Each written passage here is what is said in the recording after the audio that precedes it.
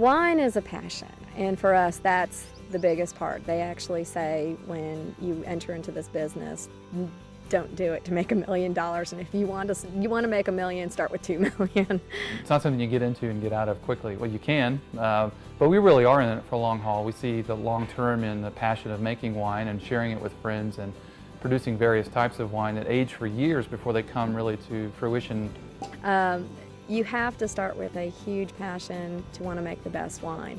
And for us, that takes not only working the grapes from the get-go, picking the right variety that's conducive to that property and the people that are going to work it.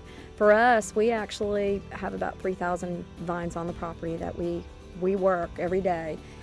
And we have just grown from 200 gallons to start with the first year now to about 8,200 gallons or 3,400 cases a year in total production, and have now opened our tasting room out here at the vineyard so people can come out and we can really do what's really our passion, which is kind of the ecotourism side of it. Show people how grapes are grown, how they're produced and made into wine, all the important elements that go into both aspects of grape growing and winemaking. And that's really where we're at now, is trying to spell the gospel of Kentucky grapes and wine. What we try to do here is give people a full experience.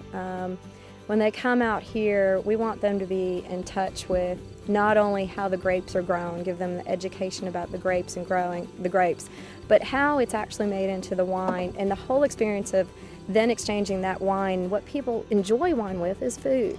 So we try to elaborate on that with our Tuscan dinners, our authentic Tuscan lunches. To me, the landscaping here in this part of Kentucky is so much like Tuscany, an area of the world that I just fell in love with, that I sought it out and learned the authentic Tuscan cooking by going there several times. Our Tuscan night dinners are very authentic because we've worked with some Italian chefs now in their kitchens, people that don't speak any English, and through an interpreter, and watching them cook for 3 or 4 hours and then enjoying the meal with them. They shared some of their family and restaurants' secret recipes with us, brought those things back. The landscape here somewhat resembles Tuscany in the rolling hills, at least in this part of our county, and so we didn't bring that along with us. Of course, we kind of had to move into that, but we just lucked out into that. But the cuisine and the styles of wine we make, the grapes we work with, and the passion we have for wine, we certainly can bring that back from Tuscany and share that with people, and that's what we try to do. What I love is trying to grow these obscure grapes that people don't know, the Nortons, the Chambersons, and getting gold medals off of those, and people going, wow, that tastes like this, but this is incredible, this is different, this is unique. I can't buy this in California. I want to go to Kentucky and buy this unique wine made from this unique grape. And that's what I love about it. It's kind of branching people out and educating them about it. I think when you demystify wine and you break it down to its simple parts that people can enjoy and get rid of the snob appeal, the lack of snob appeal that wine can have sometimes when it's written up in magazines and with terms that people can't relate to, that's what we try to do. So that, I think, if there's a theme to take away from our winery, it's that we really are proud to be Kentuckians, we're proud to be Jessamine Countyans, and we want people to know that we're trying to highlight what Kentucky can do with our own grapes, because I think that you can really make the best wine when you start with the best grapes, and the best grapes that are matched to your region. And that's really what we're trying to do as a theme overall theme to what we're trying to do at our winery.